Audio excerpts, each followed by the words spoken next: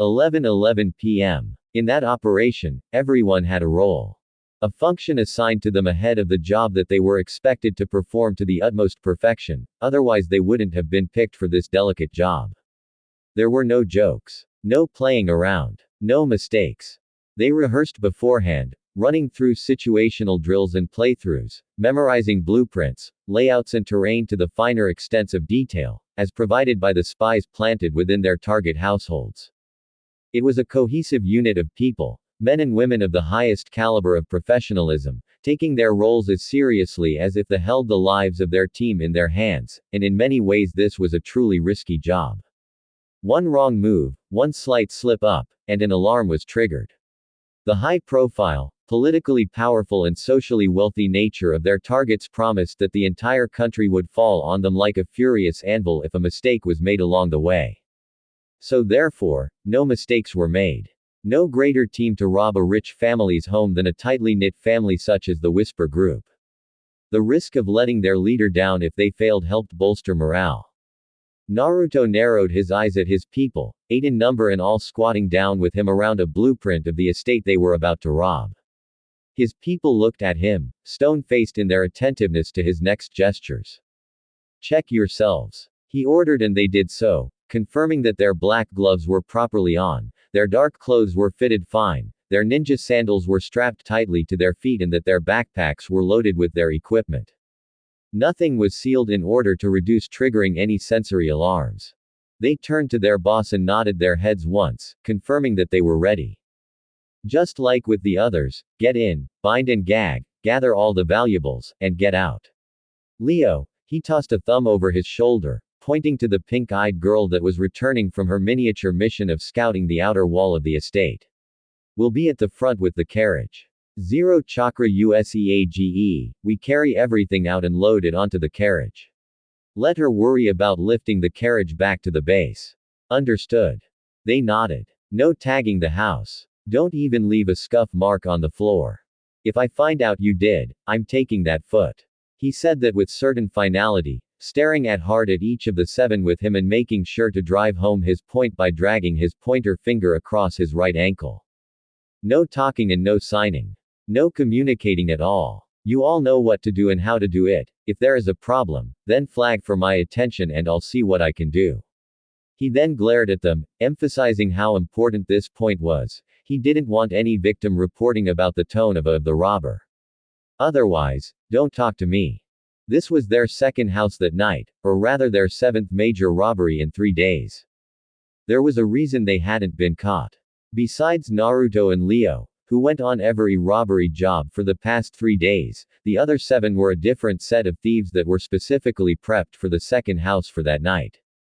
A different team for each of the 7 jobs, that way it would reduce fatigue when a team was made to perform another robbery another day and also reduce the risk of a mistake because one or more team members confused the drill for another property with the one they were currently on. Leo leapt away, heading to where the carriage was hidden elsewhere. She would drop back minutes later, holding it over her head in a feat of miraculous strength, but by that time, Naruto and his people were already inside looting the mansion. Game faces on. As one, the members of Whisper Group pulled down their mouthless ski masks and tucked the ends into the collars of their turtleneck shirts. Any strand of hair on their heads poking out was neatly arranged under the mask, negating the chance of a hair follicle being left at the scene. Finally, they wore circular shades to hide their eyes, and one of theirs, a female ex-ninja from Snow, rolled up the map and stored it into her backpack. The team got up and exchanged fist bumps. "Let's get to work." 30 minutes. The small slice of a much larger, much more populous crime family raced to the walls of the compound and, in sync, 2 of their own removed grappling hooks hooked to their hips. They eased up on the hooks, letting them drop a little while they held a firm grip on the rope connected to it, spun the ropes and launched the hooks over the walls. The hooks flew over the barbed wires on the top of the wall and their sharp ends bit into the concrete wall on the other side. TCH. The ones that tossed the hooks swiftly stepped up the walls, catching a pair of wire cutters each and snipping into the barbed wire. Ever so gently, They eased the cut portion of the wire back toward them, maintaining a steady grip on their ropes and not cutting themselves, and tugged it off the wall for it to fall on the soft bed of grass outside the wall. The team bound up the ropes and zipped through the opening, spreading out left and right under the crisp silence of a chilly midnight. No illumination from the moon or the stars, solely relying on memory to find their way around. Instead of proceeding with the breaking and entering, they found the night guards hired the previous day in response to the other elitist robberies, patrolling the grounds at the front and back entrances of the house. 6 Kumo Junin in total, appointed by the Raikage for this long-term night watch mission. None of them were allowed inside the house because the matriarch of the Shig family didn't want filthy, savage ninja dirtying her fine carpets, as per the information provided by Naruto's spies. The woman wasn't a big fan of ninjas. She was an open opposer to anything proposed by the ninja half of the council, barring her children from attending the ninja academy, and she didn't patronize anything related to the ninja arts, which meant that her mansion was devoid of protective seals. The lady often donated countless sums to the military police, making her a close friend to the police chief. Nestled safely in the shadows and taking aim from afar, the 8 robbers blasted poison darts at the Junin, nailing their necks with a wet, mute thunk.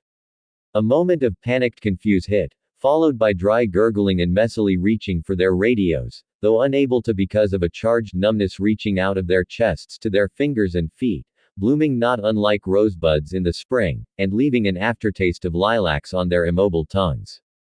Cotton-mouthed and frozen in positions of hasty distress, resembling gasping mannequins and puppets. Then they dropped. It took them 4 minutes to pull them by their flak jackets and toss them into the groundskeeper's shed, stabbing each of the 6 ninjas with 2 more needles for extra measure. You can never be too safe. An overdose could trigger a heart attack, at the very least, or a newly developed, serious, fatal and long-term allergic reaction, but that was out of Naruto's hands. Kumo ninjas were strong, they'll be fine. Naruto lifted a pair of binoculars to his pale eyes, rather not activating his Byakugan and sending out a pulse of his chakra, and noticed an open balcony window with a thin set of curtains fluttering inwards. The room was mostly dark, if not for the slim crack of light shining from inside. He pointed at it and one of the grapple hook bearers whirled the hook around and flung it up. It landed heavier. TCH. The child in the bedroom woke up with a groggy mumble, turning on his side to the window and squinting sleepily at the odd shadow that clambered up his balcony. His eyes flew open, and so did his mouth. Yee! One of the robbers sprinted around the large bed and covered his mouth, tapping a point on the side of his neck and easing the child back to a fitful slumber. The lady sighed in relief. Naruto crept to the door, cracked open a little to allow a thin stream of warm orange light to beam into the child's bedroom, and quietly opened it wider, sweeping his eyes and senses about for anyone alerted of the promptly silenced squeak. The house was still. Good. He turned back and nodded to himself when he saw that the boy was tied up by 2 of his school neckties, one around his wrists and the other around his ankles. Tight. The lady that knocked him out hefted the child onto her shoulder and Naruto stepped into the hallway, giving her room to leave the child in the kitchen pantry. The boy proceeded to slide into 3 more rooms and push a pressure point on the 3 other children's necks while they slept, making sure they fell deeper asleep. His people bound them and carried them downstairs to the pantry. Madame Morishita Shig on the other hand was having a quiet glass of wine by the fireplace, wearing a sheer, velveteen nightgown and fluffy slippers, worrying about the string of robberies her high society acquaintances suffered, leaving them with not a single movable valuable possession. None the wiser of the ski mask wearing blonde creeping low around her back, patting so softly on the linoleum that his ninja sandals seldom left a print. Shadows waved on the walls, haunting effects of the fireplace casting light about the spacious yet cold room. The orange glow of the flames draped over the lady's dark-toned face and ran softly over her frosty white hair, tied up into a loose bun at the top of her head and covered by a hairnet. The warmth of the fireplace didn't reach the ex-corps operative. Madame Shig pondered the last time her husband had been home, always frolicking aimlessly about the country, bumbling like a moron with his many brainless playthings. Like many nobles, their marriage was a mere convenience. She snorted. Their 4 children weren't even his. The first two were the Raikages, not that the cage would ever find out and not that she would ever tell him. The third born was from a faceless fling in Konoha and the last born was probably from one of her husband's business partners. Maybe. She wasn't sure. Either him or the home tutor that came around 3 times a week to revise classwork with her first 2 children. She fired him and had him shipped off to Kiri by his agency. That affair had been the closest to being discovered by the public and sending him away quietened the noise. The poor boy was in love with her, apparently. She sighed. He was charming, she admitted. The heartfelt poems in his letters and the photos of him and his class warmed her heart. She daintily sipped her wine, crossing her legs with a regal exhale, deciding to surprise him with a visit sometime in the week when those bothersome robbers were caught. I assured his council, of which she was a member, that they were all safe. Naruto glanced around the tall back of her expensive, ornate chair and clasped her mouth shut with his gloved hand as her lips parted, jabbing her neck microseconds later and freeing her to slump forward, falling on the rug. Bump. The wine from the dropped glass leaked onto the carpet, spreading turgid purple over an impeccable red rug. He personally lugged her to the pantry. Funny enough, the pantry was the very first place the Whisper group scraped clean, shutting the door afterward, breaking the doorknob and tipping an equally empty fridge in front of the door. None of the Shig family's house workers lived on the estate, not the chef, cleaners or the groundskeeper. A big inconvenience for the workers, but the pay was good enough to keep them around. This in turn provided their absence a strong alibi. One of the house helps, and the groundskeeper as well, were Naruto's followers, proud members of Whisper Group. They were hired 2 years ago, right after the Raikage's investigation on the reducing number of unhoused people was ended. Naruto wasn't thinking of that now though. His priority was on scrubbing the house clean of valuables. Whatever could be carried was carried. Whatever looked like expensive was taken. By the time they got to their 15th trip, the carriage outside the gate was full and Leo pulled it onto the paved road, sealing the large wooden box away into a storage scroll. As Kushina once described to the Hokage after her short fight with the little girl, Leo's chakra had no weight, density or presence, but it was staggeringly heavy when each chakra-layered fist met her body. It dispersed far too quickly and easily, making it impossible to steal a sample to return to Konoha with. Naruto was careful on her roll. He didn't want to risk leaving Leo's chakra remnants close to the crime scene. Leo rushed away and returned with another carriage some minutes later, filling it up again with items from the house and repeating the process over and over again. After grabbing the paintings, priceless porcelain, costly materials and expensive knickknacks, they continued to the furniture, chairs, tables, chandeliers, vacated wardrobes and dressers, beds and mattresses. They even took light bulbs. The boss of Whisper Group rolled up the crimson rug by the fireplace and one of his subordinates carried it to Leo's carriage, coming back to help his boss lug the grandfather clock standing prominently in that same room. The boy wondered, for just a second, if they should also rip up the kitchen tiles. They looked expensive. He shook his head with a frown, waving for the others to forget about the tiles. On their 4th job, they did indeed steal the kitchen tiles, but in that case, they had time on their hands. Their 30 minutes was up. A police patrol would cycle close to the estate soon. Still, the relative isolation of the estate made the job easier, albeit not so isolated that other wealthy homes weren't in earshot. Each target was picked carefully. Not at random. There was also the robbery job Whisper Group concluded not 2 hours ago on a different estate clear on the other side of Kumo, which was yet to be reported, as far as the calmness of that night indicated. That estate had more guards and the head of the house, the nephew of the Lightning Daimyo's advisor on Kumo matters, had good training on self-defense. The struggle to silently disable the guards was too protracted, forcing Naruto's hand to make the order for his people to strike fatally instead of to incapacitate. This household, on the other hand, assumed 6 Junin were more than enough to guard the large estate. The boy took a last stroll through the mansion, marking what was left and bobbing his head at the sheer emptiness of the building. He reached the attic, walking up to one of his subordinates trying to crack open a safe filled with who knows what, and simply tapped the safe twice. The safe cracker jogged down the attic and returned with 2 more comrades, a man and a woman, who helped him heft the whole safe downstairs. The confidential documents in the safe would be retrieved and Naruto would decide later to either reuse or resell the safe. Finding buyers of highly priced, stolen items in the criminal underworld wasn't a problem.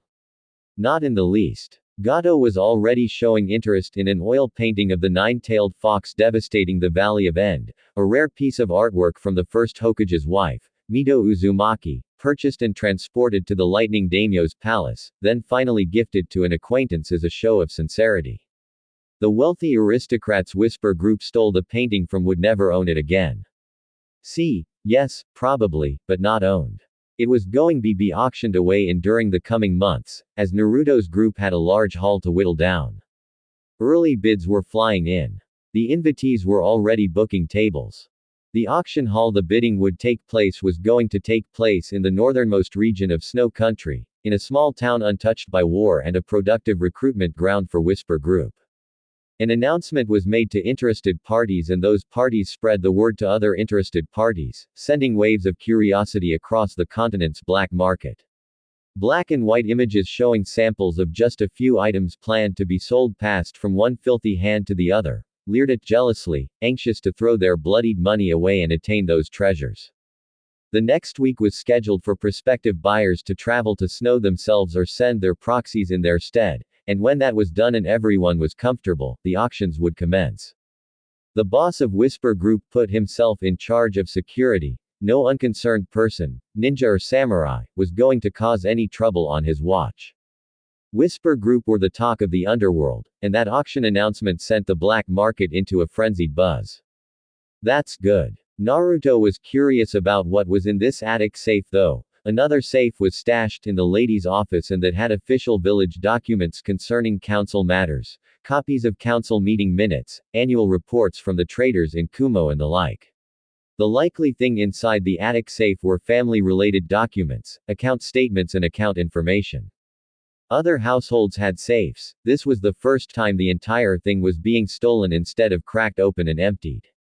Finally, Naruto soundlessly watched his people lift the barren fridge away from the pantry door and carry it to Leo outside.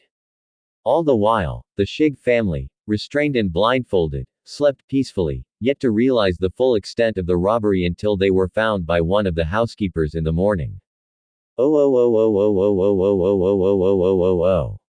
Some hours later. This was troubling. A spree of brazen robberies on a scale not seen in Kumo was rippling through the village, and it was the most unlikely of victims suffering. The elite. Within 3 days, 7 homes of prominent men and women, shinobi and civilian alike, were broken into at the oddest and most random hours, and then priceless properties like jewels, paintings and antiques were carted off alongside cash stolen from hidden stashes. Anything of worth, food and clothes included.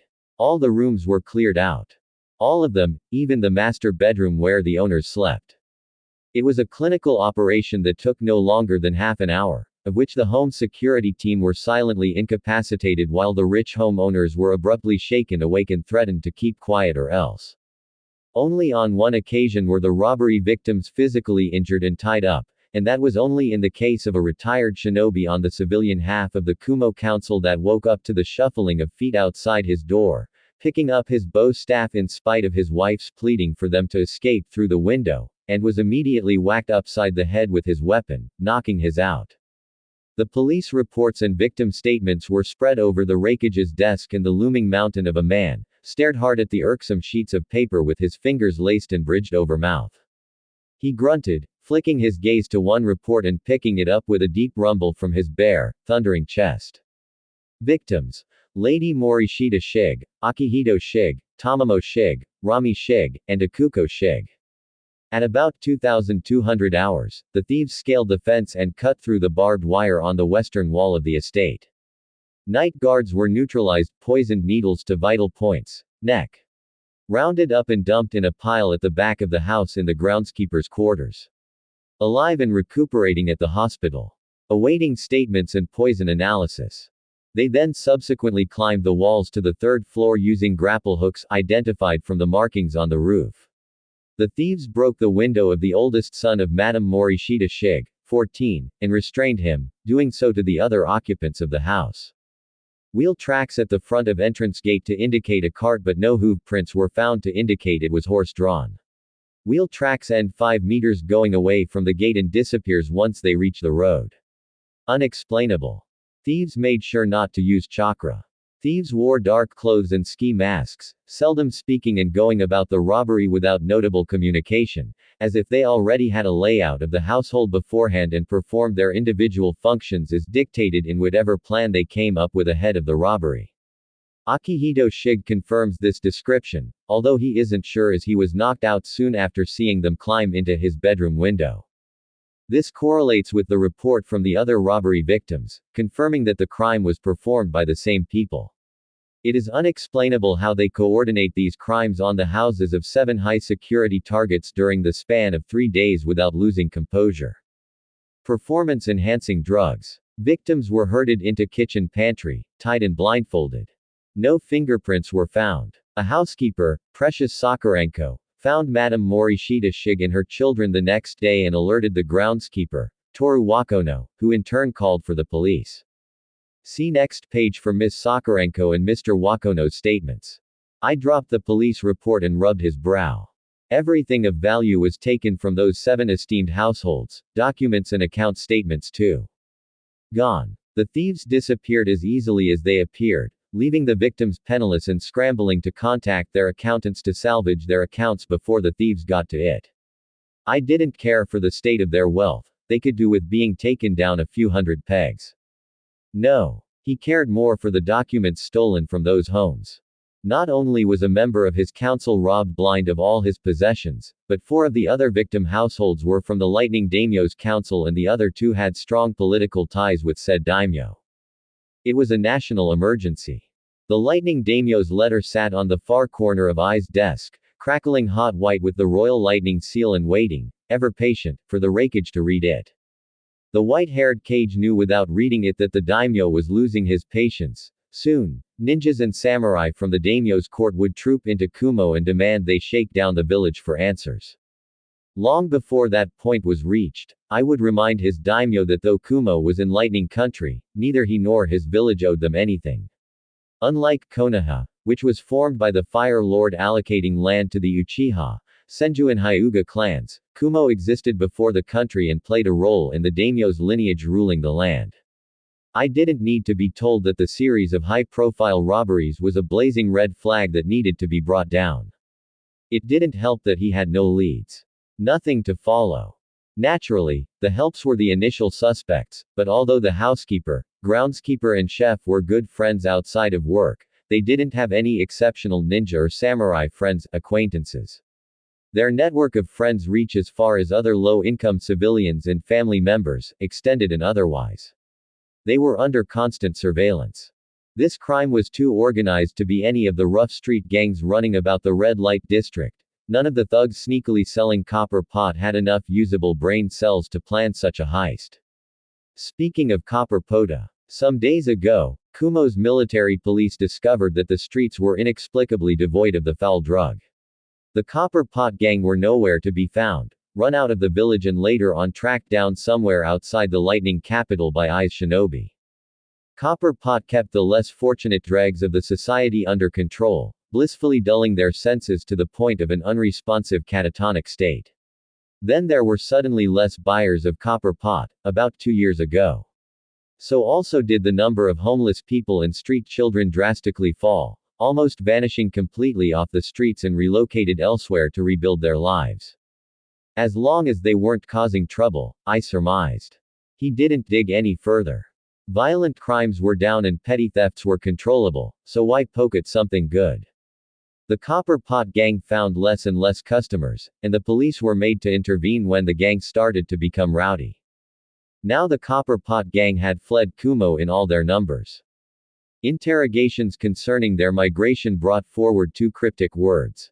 Whisper group. They spoke those 2 words with an astonishing amount of fear and trepidation, looking over their shoulders as if they expected some strange assembly of people to emerge from nothing to slaughter them. Whoever or whatever this whisper group was, they single-handedly eliminated copper pot from Kumo. I scratched his chin, humming and staring down at a different police report, an old one where a man in his early 20s on his way back from his day job as a veterinarian's assistant was being harassed by some copper pot gang members, pestered to try the drug, like the good old days. If not for police intervention, it would have escalated to battery. Saying that copper pot is an addictive drug was like saying fire is hot. People hooked on it didn't so easily pull out, so many people die from complications because of the drug. It was a convenient drug that could be downed as a pill, smoked while in its earlier stage of development, snorted or inhaled as a noxious gas. What force was stronger than a person succumbing to his addictions? Probably death. How could the vet's assistant fight against the urge to inhale the drug? What offer could possibly be more enticing than the sweet allure of pleasurable half-death? The rakeage didn't know he was leaning back until his back met his chair. Whisper Group. That name, it kept ringing in his head. Whisper Group. It was all connected in a line so straight and blaringly obvious that I tipped his head back in personal disappointment. Whisper Group rehabilitated the destitutes of Kumo by either giving them jobs or sending them to school, cleared the streets of copper pot so as to reduce the temptations of jumping head first into it, and all the while maintained utter invisibility and secrecy to the extent that their beneficiaries spoke not a murmur of their helper's identity. This also explained the fallen crime rate, because Whisper Group managed to satisfy everyone somehow. Then there was the mastermind. Only praises and veneration for him bringing them out of abject poverty, giving them a strong push forward to properly live their lives. It was not unlike religious adoration. No locations were disclosed. No names were pronounced. One thing they did divulge was that their patron was closely followed by an entity the beneficiaries collectively referred to as his guardian angel. Back then, 2 years ago when the investigation on the rehabilitated destitutes was conducted, I shrugged and pushed the case aside to worry about other matters. They weren't causing any problems. What was the harm? Now in the present, if the red flags were any more blazing, he would be blind. Hundreds of former destitutes were gainfully employed or going to school. Absolutely none of them were enrolling in the Shinobi Academy, all registering into the Civilian Academy. This meant that they were more committed to learning complex subjects than to be tied down by active duty to their village upon graduation. Already, they didn't seem very patriotic to Kumo, not with how they were treated during the time they lived at the edges of society. I dragged his hand down his face. Whisper Group. It was a conspiracy that would sooner make him look mad. Whatever it was, they were gathering together in deathly scores of men and women under the benevolence of their nameless patron, flying right under the rakeage's radar. The purpose of this group was still undefined, but they were growing at an exponential rate. Those rescued destitutes worked normally and did their duties wherever it was they were employed. Meanwhile, something more sinister was boiling behind the scenes. Or rather, the criminal underworld was being rattled to its finer foundations, though I's mind didn't stray that far. Unfortunately for him, his mind also didn't venture to the chill acquisition. Another unfortunate thing was that he couldn't burrow deeper to uncover the truth behind Whisper Group, for he still had the 7 robbery cases strewn across his desk and 0 leads. Leaving the robberies unanswered and allowing the robbers to escape wouldn't look good on his reputation. The last unfortunate thing I didn't realize was that every single person that worked in the robbed households were former homeless people, picked off the streets, cleaned up and given new lives. These Whisper Group members, hidden in plain sight, were linked together in camaraderie and also to their most precious boss. And he wouldn't find out till it was too late. Mabui! He roared, hearing a surprised thud on the other side of the door, followed by a hurried scampering. The door to his office creaked open and a young girl with intelligent green eyes marched inside. Cancel all my meetings today. Yes, sir, Lord I. Before she could close the door, the rakeage added with a grunt. And tell Fujimaru to call back the house helps for more questions. I need answers. Oh. Meanwhile, at the heart of the red light district, with the Whisper Group. Mystic Tanaka's Pleasure Castle. Oi! A loud voice boomed, speaking over the celebratory din of the brothel. The man, probably in his late 40s and wearing a worn-out brown cowl over his shinobi clothes, clapped for attention. The hood was tossed back to show his age-lined face and the unmissable botched job of restoring his gnarly nose, done years ago when he was a snow ninja, of which the left side seemed to be an old scratch wound that carved out a large portion of his nose. The grizzled veteran barked once more. Oi! I'm talking. Some of those toasting their successful jobs and the prostitutes lingering through, supplying drinks where demanded, turned to the higher-ranked gangster in their family, quieting down and forcing themselves to sober up after what was 6 straight hours of partying. Thank you. The ex-ninja shouted. The guards at the door as well as standing watch outside perked their ears to hear what the man wanted to say. I think we've all got our fill of partying for today. We still have to sort through the junk we got and keep up appearances on our turf. The big boss sent me to say that there's still a lot of work ahead, and a whole lot of expansion to prepare for. Did the boss say anything about more jobs? An excited woman called, speaking on behalf of her table and getting the affirmation of the other celebrants in the brothel. Running money out of Kumo and Snow weren't very exciting or eventful jobs. Matter of fact, he did. The spokesman confirmed with a nod. He wants us to clean out the missing ninjas migrating to Snow. They're using the war to make a mess on our turf and the big boss isn't happy. Then we've got those annoying Kumo kids and Big Eye sniffing around for us, so we need to keep a low profile. Saying that out loud was almost redundant. Whisper Group was built on a low profile. The Pleasure Castle was a brothel that were among the earliest to band around Naruto. All the matron wanted was protection for her girls, and Naruto or the one from Chill on their first day of meeting looked like the kind of no-nonsense person to watch over the brothel. She paid for the protection with a small percent of the brothel's weekly profits and also agreed to host them once in a while, as long as Whisper Group held up their side of the deal. Naruto didn't mind that. Using the brothel as a nexus point, Naruto expanded allegiance and beneficiaries of his patronage outwards to the slums and struggling homes of the Red Light District, which was why the 6-hour party raved without interruption by Kumo's forces. The people in houses around the brothel acted as diversionary shields to the prodding of the Raikage's people. The boss didn't allow the party to go unchecked though. Patronizing the prostitutes was on the customers' pockets, not Naruto's, and the bartender had the freedom to cut anyone off the moment they started to get rowdy, knowing well that the more sober gang members would beat the drunkard if he made the wrong move. Although there were circles of gangsters and the wobbly dancers spaced here and there, moving to the tune of their drinks and the music, saying that the celebration was a rave was an exaggeration. People were happy. People were excited. They boasted of their roles on missions to the starstruck call girls, told stories of them hunting down missing ninjas, and regaled themselves with colorful tales of encounters with their young boss. Loyalty was at an all-time high. The spokesman clapped his hands. Let's get a move on. The sooner we organize the loot, the sooner we get our bonuses. With that, the gangsters roared in jubilant cheers. Their boss was notorious for giving big bonuses, when it was undeniably deserved, that is.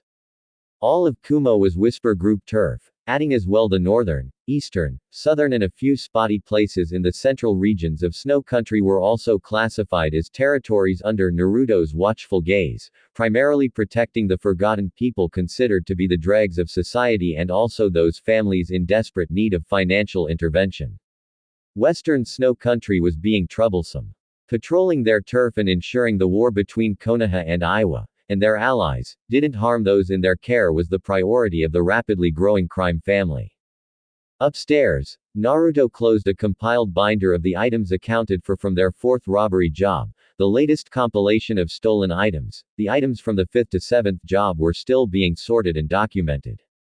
One thing Naruto pressed on his followers was organization. Neatness of the mind, the body and of actions.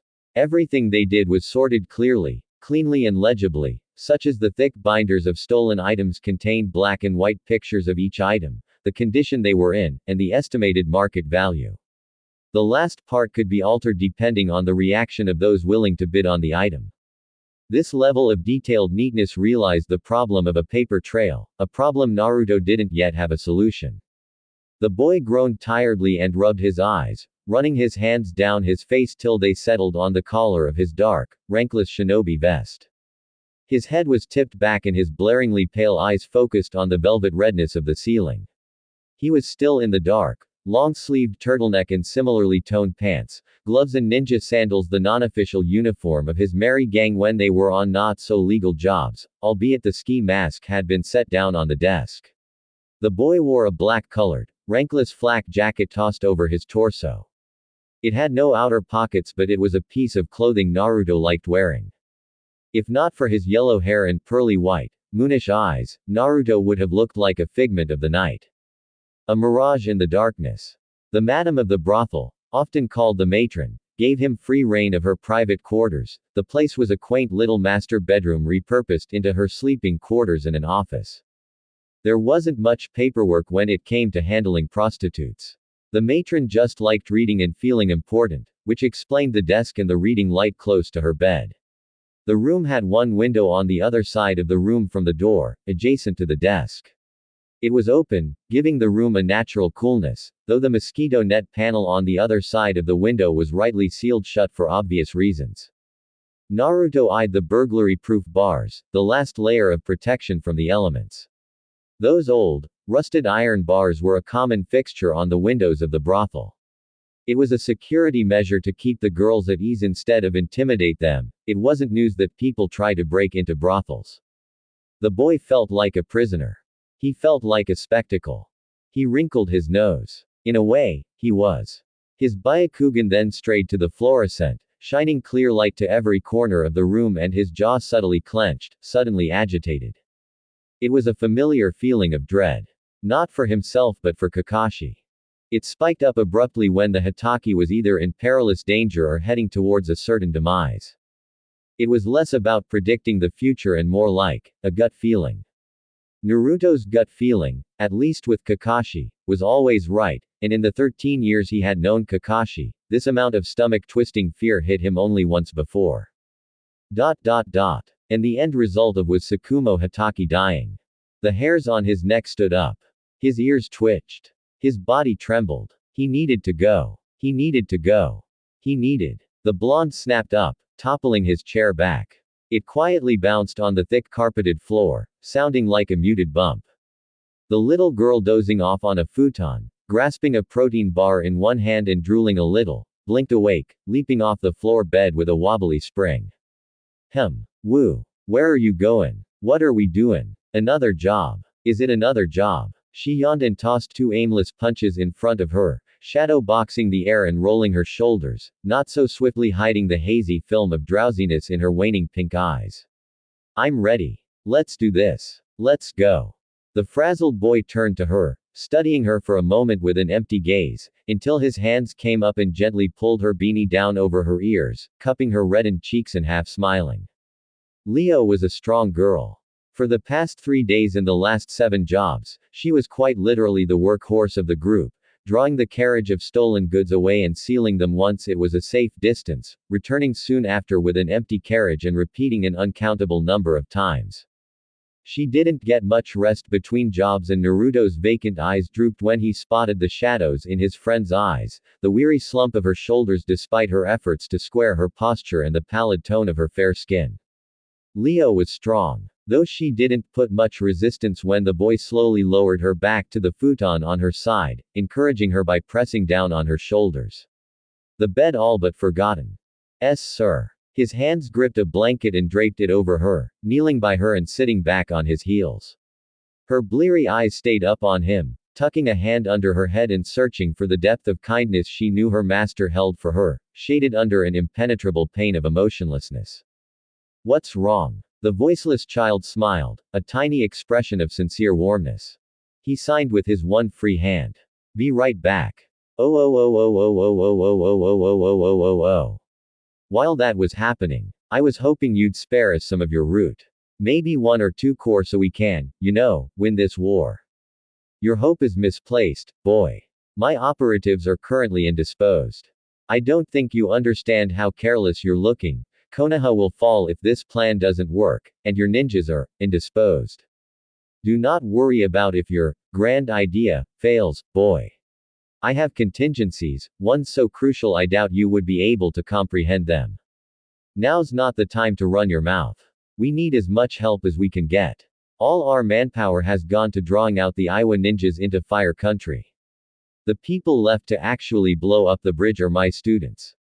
Then what's the problem? Minato stumbled, mentally and physically stuck on what else to say. The war council tent was vacant except for the two influential men, seated side by side but only in the literal sense. Figuratively, they couldn't be any more apart. Minato had hoped reason would bring their opposing ideologies to a brief truce. Do you not think they can handle such a delicate operation? Danzo spoke up, his eyes pointedly facing forward in a blatant show of not deeming his surrogate daughter's husband the smallest regard. The blonde Namikaze didn't care for that, only for the continued prosperity of his family and home. Of course. It's that, they're just kids. They are not just kids, they are ninja. Danzo parroted, mocking the soft-hearted shinobi with a side-eyed stare. Once again, Minato was surprised into silence, this time amazed that Danzo was the one lecturing him. If you are not confident in your lacking training methods, follow along. I can't. My seals are more useful in active combat.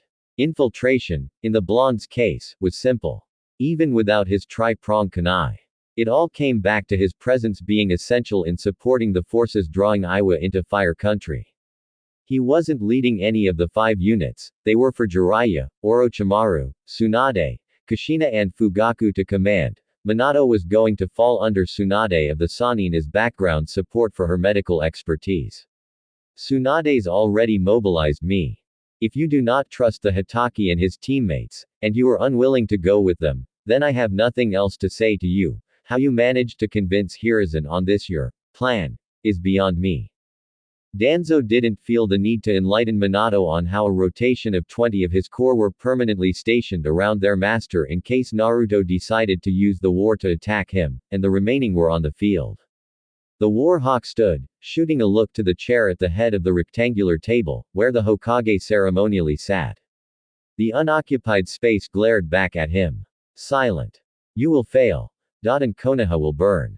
But everything will be fine, boy, Danzo drawled, shifting his dark eyes from the Hokage's seat to the man favored by the village, Minato Namikaze.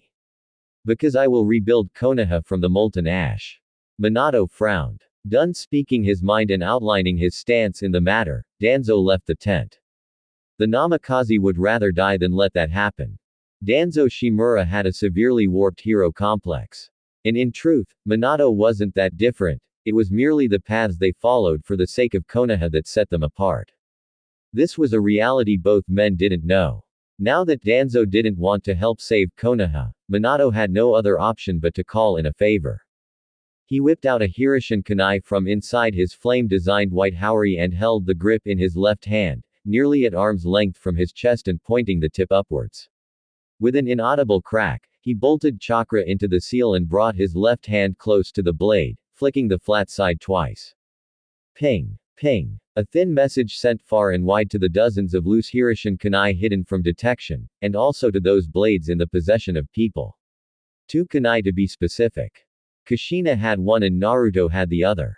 Each kunai not in his possession pinged quietly, passing on the message to the furthest reaches of Minato's electrifying chakra till it got to the soul kunai held by the mute blonde he entrusted the tri-pronged weapon 3 years ago. Minato waited in stillness, staring at his blue eyes on the blade's reflection. 10 seconds, 20 seconds, 40 seconds, 1 minute. Then his chakra core felt a tug, like another tri-pronged kunai elsewhere had been stabbed into a surface. He focused on that sensation, gripping the sharp tug and letting it pull him to its destination. He was gone in a glimmer of yellow light.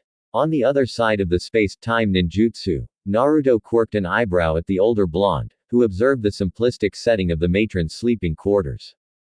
Old man. He waved, sitting on Leo's futon with his back to his sleeping friend and his legs crossed. He rushed to quell his churning worries, maintaining a composed smirk. He followed his gut, the one thrumming for him to fly to Kakashi's aid. It was coincidental but fortunate that the quickest path to the Hitaki needed something from him. Minato went right to business, yanking the kunai he once gave the younger blonde from the carpeted, wooden floor, tossing it back to the boy. I need a favor. Naruto snagged the harmlessly thrown kunai in his left hand and placed his right index finger over his lips, breezily shushing the man and jerking his head back, indicating the peaceful slumber of Naruto's guardian angel. The young Yakuza boss sat in such a way that Leo's face was hidden from Minato's attentive eyes and the rest of her body was under a warm, bright orange blanket. The Namikaze cringed, repeating himself in an apologetic whisper. Sorry. I need a favor. Funny. My thoughts exactly. He unzipped his flak jacket a little and pushed Minato's kunai inside, with the sharp weapon getting sucked inside a storage seal. Leo grumbled, breathing inaudible words in her sleep, turning to the other side and curling into herself, giving the two blondes her back. Naruto's eyes stayed on Minato's, gingerly getting up and zipping his vest once more. So, old man, he rubbed his hands together and gestured to the other blonde. Let's hear that favor. Oh oh oh oh oh oh oh oh oh oh oh oh oh oh oh. Misting Rainbow Waterfall. Waterfall Country. Rin. Kakashi called, breathing evenly as his eyes darted left and right. The girl plodding to his right hummed, distractedly fiddling with the zipper of her Chunin vest. Do you ever feel like you're being a watchetta? The Hitaki tossed a look to his back, looking at Obito to ask this question too but was met with a daggered stare, even misstepping and stumbling a little but never once glancing away from his eternal rival. Kakashi faced front with an eye roll. Never mind. Rin stopped with a gruff exhale, motioning at her vest zipper to her childhood friend as it had stubbornly refused to pass higher than her lower abdomen. Obito, come and help me with this. Breaking his stare, the Uchiha bobbed his head and came up to the girl, casting a quick glare to the Hitaki as he stopped as well. Sure. Okay. Obito gripped the zip, his eyes dipped down to the task at hand and wearing a sullen expression. Rin's brow furrowed, then she winced when her friend tugged the zip up. He poked her gut, joking. Suck it in. The girl slapped the boy upside the head, hiding a wiggly smile at the Uchiha's lilting laugh. Shush. I was joking. I'm sorry. He grinned, tugging again and speaking to himself. It's caught on something. He pulled the zip down, then up again and this time it traveled a bit higher than before. He said, speaking a bit louder. See. It's just stuck. Oha, Rin muttered, peering down at her zipper. The Hitaki crossed his arms, growing impatient. Wada is that? Obito whispered, spying a tiny section of white paper jammed in the zip. He dragged the zip down all the way and a square of paper toppled out. It was rigorously folded, though rumpled due to age. He made to pick it up but Rin beat him to it, shooting back upright, scarlet-faced in apparent embarrassment. She flipped around when the Uchiha activated his two-tomo Sharingan, blocked from guessing the contents of the paper. Rina. It's nothing. It's a surprise. She yammered, basically squeezing the paper back into her vest and drawing the zip all the way up to her collar, lifting herself up to her toes in the process. Obito eyed his friend, suspicious. It's a nothinga surprise. A surprise nothing. The team's medic tapped the side of her nose, playing off her crimson-cheeked expression with a wink. Exactly. A surprise nothing. You should probably forget you saw that. Ooh-aha. He drawled, leaning back a little, half tempted to hypnotize the truth out of her but, after a snappish mental conference, he deactivated his dujutsu. Hypnotizing Rin was a big no-no. I'll just steal it off you while you're sleeping. Rin pointed a stern finger up at the boy, warning him. Obito Uchiha, don't you dare. Can we go now? Kakashi interrupted, reaching peak frustration at the stop. We're supposed to be at the canyon before midday. As if on cue, the team's radio crackled. Team Minato a BZZZZZ. Team Minato to UTZZZZZ, Oppi. Kakashi, the team's leader for the mission, answered. Copy. Area TZZZTZZZZA in position. B's. T-5 minutes BZZZZ commencement of operation, open jugular.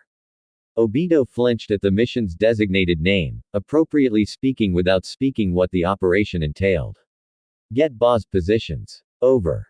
Many of Konoha's communication towers outside the village, particularly the ones in grass country and waterfall, had been torn down by Aiwa, making communicating orders to ninjas outside a major problem for Hidden Leaf's war effort.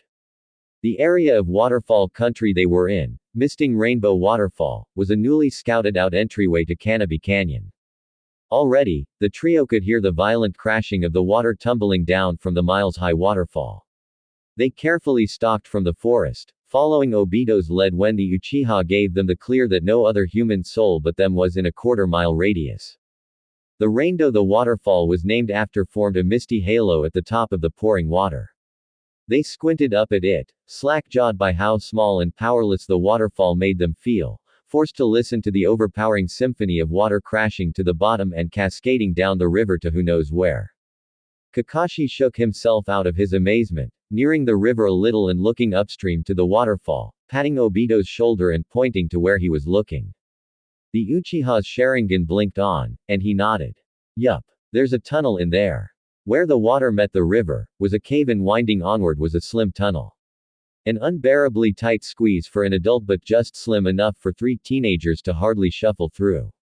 How are we going to get there? Kakashi sent the silent radio a reply.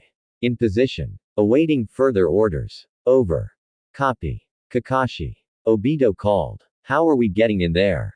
Scared of getting wet. I don't like getting wet. Explains a lot. You smell like you don't take baths. The Hitaki grunted. Obito scowled, about to rip into the team leader with a scolding comment. Rin jumped between the cool Hitaki and the hot-headed Uchiha. Kakashi, don't you know any jutsu to hold up the water? I'm conserving my chakra for something useful. If we get drenched by the water, we could get sick. Rin pushed. That'll affect our performance on the mission. The dull-eyed, masked boy crossed his arms over his Junin flak jacket. Think about it. Leave it, Rin. It's fine. Obito scoffed, proceeding to the base of the waterfall. My clothes'll dry on the way. Obito, Rin sighed. Her friend waved over his shoulder and took a small step onto the water, ensuring that foot nicely floated on the surface of the water before joining his other foot. Obito, come on. Let's get this over with. He stopped and motioned to the colossal waterfall, not saying anything anymore. Kakashi took the lead and Rin entered their middle, while the Uchiha came up at the back. They leapt into the hidden cave and any sign of their presence vanished with the deafening noise of falling water. 2 minutes passed. 5 minutes trickled by. 10 minutes soon followed. 15 minutes. Awoo. A guttural howl rose from the forest surrounding the magnificent waterfall, bellowing by itself. A call. A summons. From behind a tree, covered by the shade, a pair of clear white orbs blinked, seeping from the shadows. The figment of darkness had a tanto slanted across his lower back and a single weapons pouch on his left thigh, containing a myriad of kunai, shuriken and senbon needles. Obito's Sharingan weren't evolved enough to pick out the human chakra core from the vague, transparent cloud of nature chakra formed by the plant and animal life, as the presence was squeezed so small and so tightly it was undetectable from the lesser trained. Naruto glided go the spot team Minato formerly stood and lifted his ski mask to his temple, pulling the long sleeves of his turtleneck halfway up his forearms. He squatted down, perching his forearms on his thighs and facing the hidden tunnel to Canopy Canyon. In an instant, thick veins raced from the corners of his eyes, setting his vision ablaze. Byakugan. The boy tracked the team traversing the breathlessly tight tunnel, fixing his gaze last on the silver-haired former root operative. So far, nothing of note had happened, and that worried Naruto. The blonde blinked, canceling his ocular ability. A wet nose pressed into his cheek and Naruto chuckled mutely, a short expression of brief appreciation for the company. He turned to the wolf and ran his gloves hands through the white coat of the deadly animal, ruffling the fluffiness with a slight smile. In return, the wolf hungrily lapped at the boy's face, barking and mewling, tilting her head up for Naruto to scratch her neck, jovially wagging her tail. Her glittering red eyes, sparkling imperial gold and royal velvet, fixed firmly on the pale-eyed teen petting her, dragging her tongue up his face twice more. The former core patted her sides and got up, getting serious. He ran his hands down his face, cleaning most of the wolf's wet kisses as he did so, and whistled. It was a long and shrill tone that made the wolf he was petting flatten her ears against her head, shifting back and lowering her tail. Phooey. The female wolf the Yakuza boss had been playing with brought her head up and howled. Awoo. Then, like an orchestra of frigid wrath and feral loyalty, the snow wolves stalking about the forest joined the first wolf in their staggering numbers. Awoo. Naruto drew his ski mask back over his face and rolled his shoulders, seamlessly stepping on the rushing river and speeding headlong into the tunnel. Flashback. Minato laid out what he needed Naruto's help for, telling the 13-year-old boy in no few words how dire the situation was for Konoha. I know they won't mess up, Kakashi, Rin and Obito. The thing is that this mission is too big to be left for hope and faith. It couldn't be stated enough that this plan was Konoha's last chance for survival. Whatever contingencies Danzo was concocting needed the village to be overrun and trampled, and Minato wasn't having that. In every sense, failure was not an option. I need you because I also need certainty. I want success to be inevitable, no matter the cost. I would have been fine with any one of your siblings, but Danzo blew me off. I don't want your help, Naruto, I need it. Minato took off his forehead protector, passed it to the ex-core ninja, a familiar show of sincerity he showed the Danzo-trained child 3 years ago.